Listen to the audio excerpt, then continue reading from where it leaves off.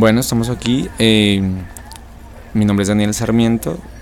Vamos a hacer una etnografía de vida. En este momento nos acompaña Milena Ladino, egresada de la Universidad Nacional de Filología e Idiomas con énfasis en francés. Ella tuvo una experiencia en inmersión bilingüe y bueno, vamos a hablar un poco sobre eso. Entonces, gracias Milena por acompañarnos. A ustedes. Entonces, cuéntame por favor, Milena, ¿qué pasaba por tu cabeza en este momento en que empezaste a aprender la lengua? Bueno, lo que pasa es que el deseo de aprender la lengua nació hace mucho tiempo y fue algo más familiar. Entonces, cuando estaba pequeña, en la casa de mi abuela, cuando yo iba, empezaba a encontrar libros de francés y se me hacía muy extraño. Sabía que de pronto, bueno, mis papás cuando estábamos más pequeños recibieron clases de francés, pero sabía que no era eso.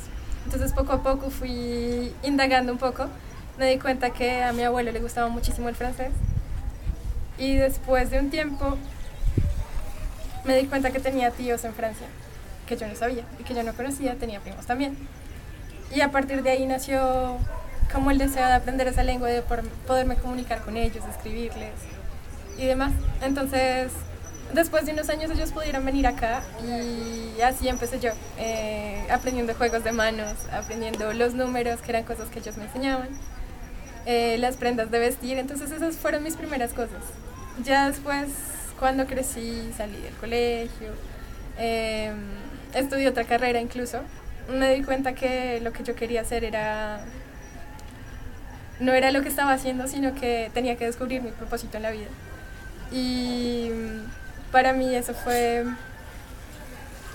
conocer otras culturas y hablar otras lenguas. Entonces, por eso fue que quise entrar a filología de francés y bueno, tenía como ciertos conocimientos cuando entré, pero pues uno sabe que uno siempre está en constante actualización. Entonces, o sea, nunca creí que tuviera lo suficiente, sino que siempre seguía buscando más cosas. Entonces, Vale, perfecto. ¿En algún momento de tu proceso de aprendizaje llegaste a pensar que no valía la pena seguir aprendiendo? no, o sea, como todo eso es parte de mis sueños,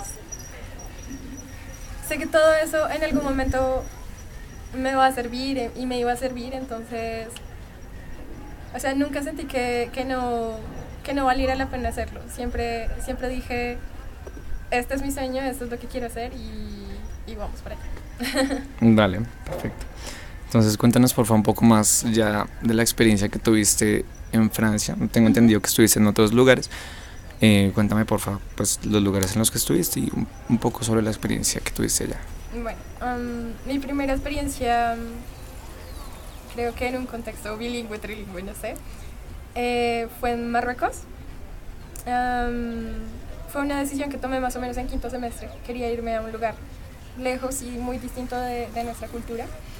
Entonces elegí ese país porque sabía que era un país, bueno, muy lejos de aquí, pero que tenía otras costumbres y que podía estar realmente inmersa en un contexto francófono y que no iba a tener acceso a mi lengua.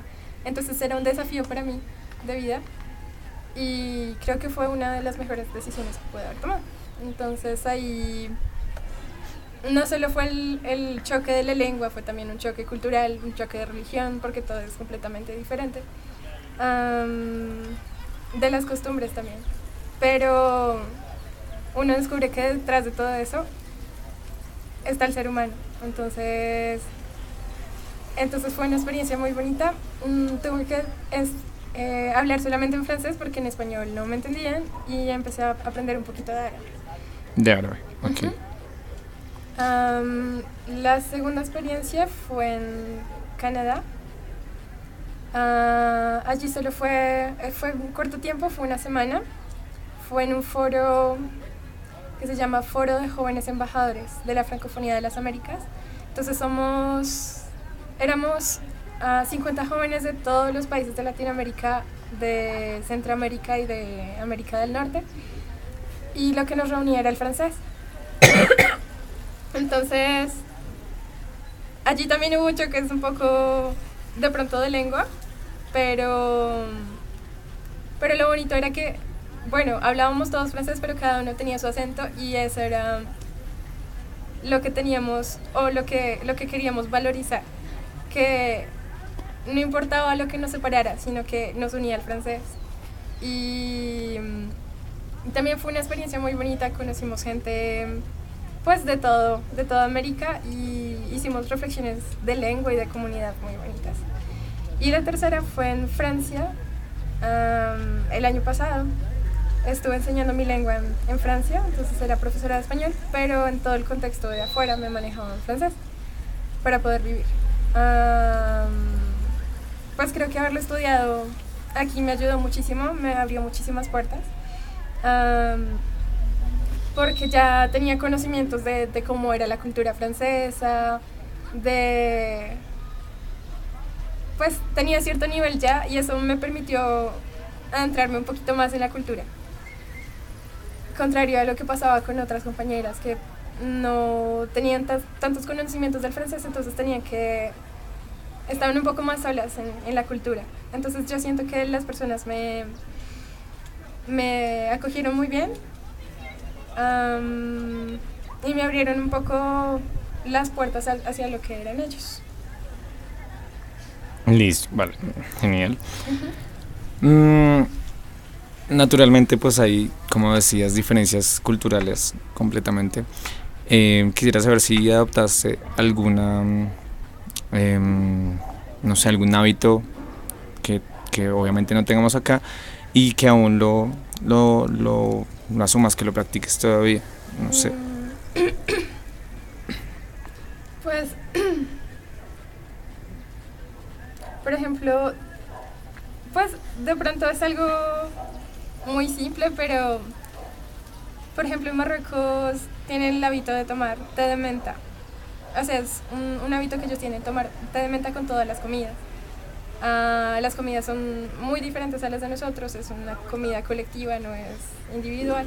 Entonces, algo que conservo es, me regalaron una tetera de Marruecos y yo sigo haciendo té de menta en esa tetera y sigo tomando casi todos los días té de menta marroquí. Entonces es uno que todavía guardo. De Francia,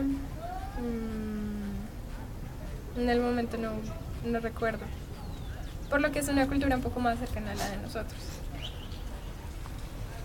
Pero sí. Vale. Bueno, cuando hablemos de la experiencia más larga, fue la de Francia, ¿verdad? Uh-huh. Ok. Cuando estabas allá, ¿qué tan lejos te sentiste como tal de tu casa, de tu zona, por decirlo así, de confort? Uh-huh. ¿Y qué tan difícil era para ti como no poder comunicarte en español? Creo que en todos los viajes he tenido como ciertos días de choque y ciertos días de adaptación. Entonces, Francia no fue la excepción. Tuve más o menos un mes de choque. Era la primera vez que vivía sola. Era la primera vez que vivía sin mi familia, en un lugar distinto, realmente asumiéndome yo misma, pagando mis cosas. Entonces, aparte pues la lengua distinta, que bueno, ya me había estado preparando, pero obviamente ya pasar a un contexto en que todo el tiempo tienes que vivirlo en la otra lengua, pues te cala en la cabeza. Uh-huh. Entonces, creo que el primer mes fue complicado. Creo que estar tanto tiempo hablando francés también hacía doler un poco la cabeza cuando terminabas el día. Pero poco a poco se fue convirtiendo en la vida y me fui adaptando un poco más. Hubo también choques culturales en mis clases con los niños pequeños. Un día quise presentar el Día de los Muertos. Me parecía algo muy bonito para México, aunque no era nuestra cultura. Y este chico, hubo un chico pequeño de las clases en que me empezó a decir que estas personas estaban enfermas por hacer un día para la muerte y demás. Entonces todo eso me afectó porque yo simplemente les quería compartir otra cultura. Pero bueno, poco a poco pues fui entendiendo que precisamente es una apertura de ellos y es una apertura mía también. Entonces, pues poco a poco nos fuimos adaptando los dos. Finalmente hubo resultados muy buenos. Y bueno, con respecto a la lengua, lo que decía, pues poco a poco hay que adaptarse al contexto y fue algo que me permitió conocer la cultura y a muchas personas muy interesantes y que agradezco mucho. Vale. Mm, ¿En qué contextos? Es decir, me contabas ahorita que había tuviste un contexto en el que hubo la posibilidad de un contexto trilingüe, ¿sí? De pronto habían distinciones para las funciones que tenía cada una de las lenguas, es decir, una posibilidad de diglosia en el bilingüismo en ese momento. Entonces, en algunos contextos se utilizaba alguna lengua y en otros otra. ¿Sí había o no había? Más o menos, porque no tenía tanto dominio del árabe, o sea, lo estaba aprendiendo. Lo que pasa es que en Marruecos pasa algo extraño. Como fue una colonia francesa, el francés va por generaciones. Entonces, los abuelos, por ejemplo, solo hablan árabe. Los papás hablan mucho árabe y poco francés. Y los jóvenes y los niños hablan casi que son bilingües. Entonces, yo creo que no era por contexto, sino más por generaciones. Con los abuelos de las familias que conocí, con lo poco que sabía de árabe, intentaba comunicarme con ellos. Aunque más allá de eso, lo que descubrí es que existe como un lenguaje universal. Y aunque suene un poco, es el lenguaje del amor. Sí, con la abuela de la familia me comunicaba más, no sé, o sea, con lo poco que sabía y con señas también, pero con gestos muy bonitos. Con la mamá de la familia, igual ella me enseñaba cosas porque podía explicarme qué eran. También el niño de la familia me enseñaba muchas cosas en árabe, me enseñó cosas hasta que no debía y yo las seguía repitiendo cuando no debía. Y bueno, es eso, como por generaciones yo creo. Igual aprendí, no tanto como para poder comunicarme pues todos los días con esta lengua, pero siento que era de esa manera, como de familiar y por generación. Vale. Ok, bueno, pues sin duda ya, o lo que he percibido es que esas experiencias te hicieron crecer muchísimo. ¿Piensas o has pensado alguna vez residir en alguno de los países en los que estuviste? Creo que en Francia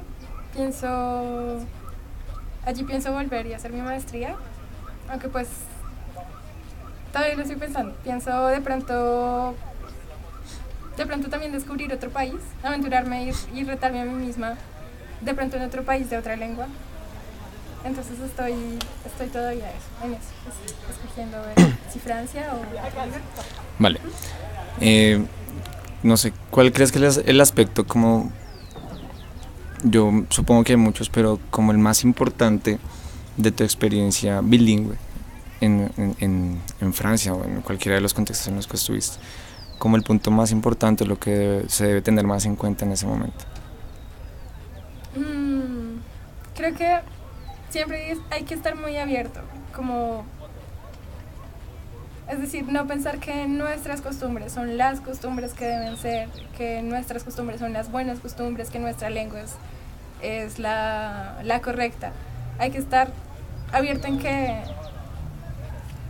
hay variantes de todo y hay diferentes maneras de pensar y hay que pensar que la lengua es una nueva perspectiva de ver las cosas y por hablar una lengua ves las cosas distinto. Entonces creo que eso es lo más importante, como estar siempre, ser muy versátil, como adaptarse un poco y estar muy receptivo a a las costumbres y a la lengua de los demás. Creo que es eso. Vale, y por último, quisiera que por favor, no sé, espero no molestarte, pero quisiera así, no sé, que me contaras como una especie de conclusión o un aprendizaje que hayas tenido que te haya marcado bastante de tu experiencia bilingüe en francés. Bueno, entonces, bon, ce que je vous disais, c'est que derrière tout cela, il y a l'être humain. Donc, peu importe la langue, peu importe notre histoire, peu importe nos coutumes,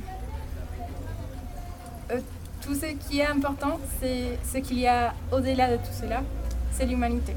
Donc, voici ma conclusion. Et je vous en remercie. C'est ça. Merci. Merci. Muchísimas gracias, Milena. Entonces, pues, así terminamos la entrevista en la etnografía de vida. Seguimos con la exposición. Muchísimas gracias.